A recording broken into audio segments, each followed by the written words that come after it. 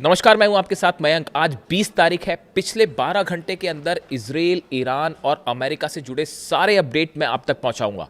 देखिए, इस वक्त की सबसे अहम खबर, ईरान और अमेरिका के बीच जिनेवा में जो बातचीत होने वाली थी वो टल चुकी है।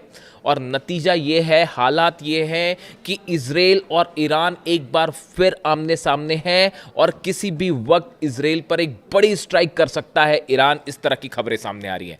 देखिए, नेतन्याहू ने ये साफ कर दिया है कि लेबनान से इजरायली सेना वापस नहीं आएगी। Netanyahu says Israeli army will stay in Lebanon as long as necessary. देखिए, ये डील की, इस एमओयू की जो पहली शर्त थी वो यही थी कि लेबनान पर हमले रुकेंगे, लेकिन हमले नहीं रुके। इस शर्त का हिस्सा यह था कि लेबनान से इजराइल की सेना वापस आएगी। नेतन्याहू इसके लिए भी तैयार नहीं है। और हालात ये हैं कि लेबनान के 6 शहरों पर, 6 अलग अलग शहरों पर इजराइल की तरफ से भारी बमबारी की गई है। हेलीकॉप्टर्स ने बम बरसाए हैं। वहां पर ग्राउंड ऑपरेशन चल रहा है। इजराइल की सेना जबरदस्त गोलीबारी कर रही है। ये लेबनान से जो खबरें आ रही है, वहां पर करीब 20 ठिकानों पर आमने सामने लड़ाई हुई है हिजबुल्लाह और इजराइल की। इसमें इजराइल को भी बड़े नुकसान की खबरें आ रही हैं। देखिए, कल जिस तरह से हमले हुए और 18 से ज्यादा लोगों की मौत हो गई चंद घंटों के अंदर, उसके बाद हिजबुल्लाह की तरफ से भी बड़ा पलटवार किया गया है। और जो खबरें सामने हैं उसके मुताबिक 5 से ज्यादा जो आर्मी की गाड़ियां होती हैं इजराइल की, वो तबाह की गई है। कई टैंक्स, जो मरकावा टैंक्स है, उनको तबाह कर दिया गया है। कई इजरायली सैनिक घायल हुए हैं और मौत की भी खबरें आ रही हैं। यानी हिजबुल्लाह की तरफ से भी अब जबरदस्त पलटवार किया गया है। देखिए, ये जब एमओयू साइन हुआ उसके बाद तमाम कोशिश हुई कि किसी तरह से नेतन्याहू को रोका जाए, लेकिन नेतन्याहू नहीं माने। यही वजह थी कि ईरान ने जिनेवा जाने से मना कर दिया। और ईरान के सुप्रीम लीडर समेत तमाम सेना के बड़े अधिकारियों की तरफ से ये बात सामने आ चुकी है कि अगर नेतन्याहू नहीं रुके तो फिर इसका नतीजा ये होगा कि ना सिर्फ ये एमओयू खत्म हो जाएगा, डील खत्म हो जाएगी, बल्कि एक बार फिर जंग शुरू हो जाएगी।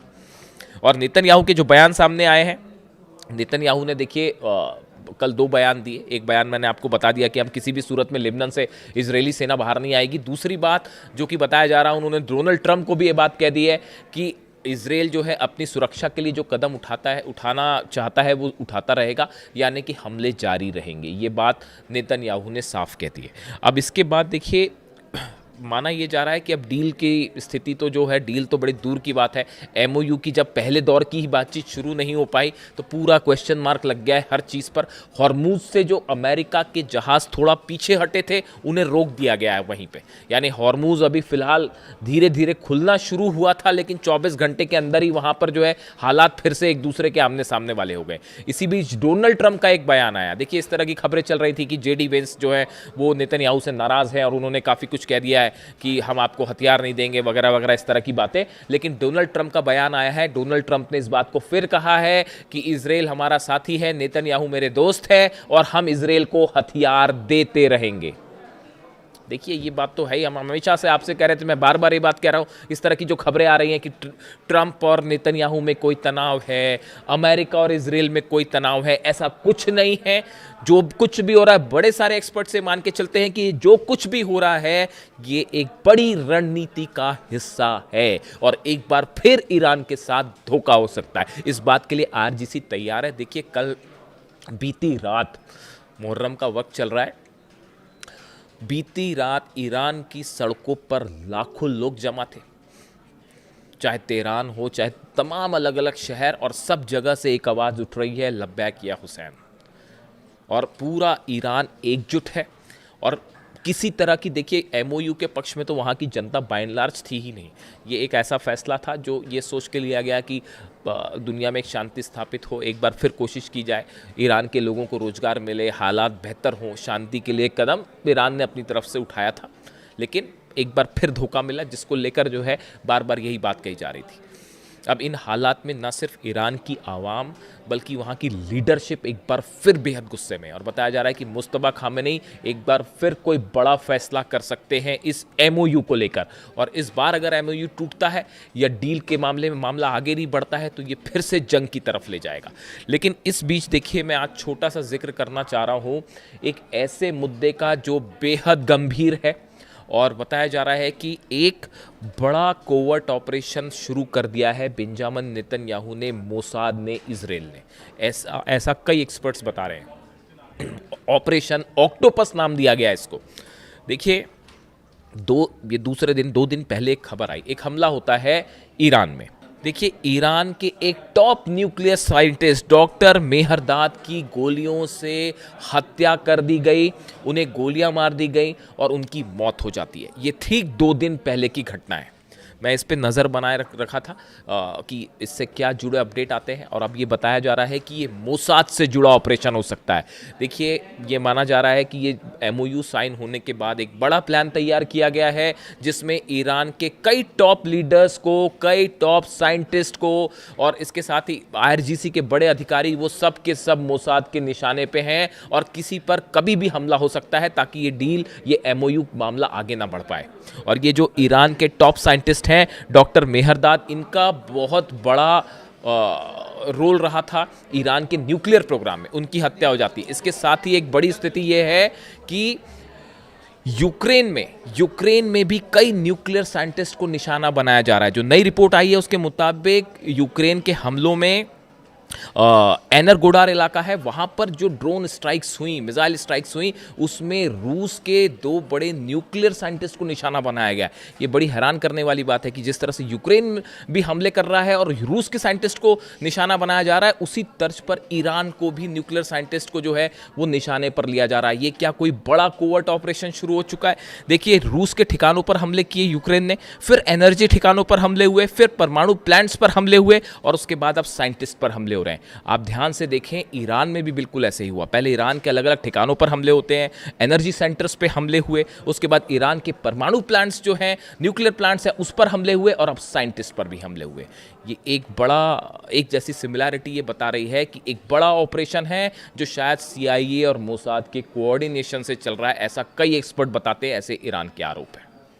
सबसे अहम खबर ये भी है, ईरान ने एक बार फिर हॉर्मूज बंद कर दिया है। देखिए, बिल्कुल ठीक सुना आपने, ईरान ने एक बार फिर हॉर्मूज बंद कर दिया है और हॉर्मूज में जबरदस्त तनाव देखने को मिल रहा है। जिस तरह से इजराइल ने हमले किए लेबनान पे, बताया जा रहा है कि पिछले 24 घंटे के अंदर 50 से ज्यादा लोगों की मौत हो गई है पूरे लेबनान में, खास तौर पर दक्षिणी लेबनान में जो हमले हो रहे हैं, ग्राउंड ऑपरेशन हो रहा है।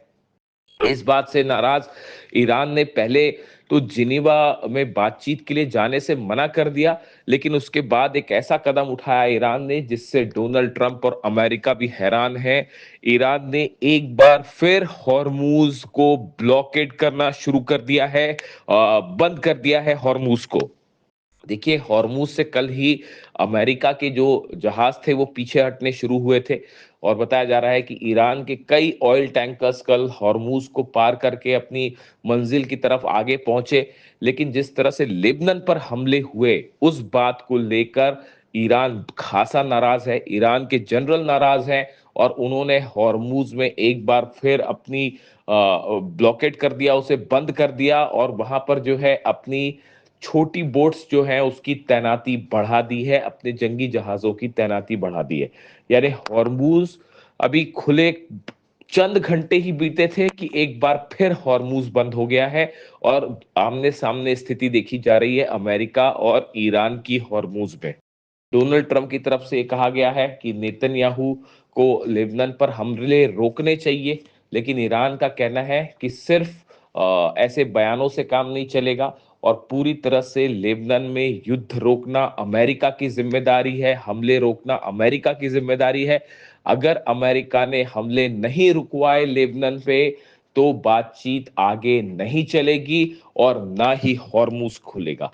इस मुद्दे को लेकर, हॉर्मूज को लेकर अब एक बार फिर तनाव बढ़ता दिखाई दे रहा है और बताया जा रहा है कि अगले 24 घंटे में ये तय हो पाएगा कि इजराइल और लेबनान खास तौर पर हिजबुल्लाह के बीच जो हमले हैं क्या वो जारी रहते हैं या वो किसी सीज फायर की तरफ आगे बढ़ते हैं। देखिए, नेतन्याहू पहले ही साफ कर चुके हैं कि हिजबुल्लाह पर हमला नहीं रोका जाएगा, इसराइल की सुरक्षा सुनिश्चित की जाएगी। लेबनान में जो जमीन पर इसराइल ने कब्जा किया है, नेतन्याहू उसे भी खाली करने के लिए राजी नहीं है, पीछे आने के लिए राजी नहीं है। ऐसे में ईरान और अमेरिका की बातचीत कितने दिन चल पाएगी, इसको लेकर अब बड़ा सवाल खड़ा हो गया है।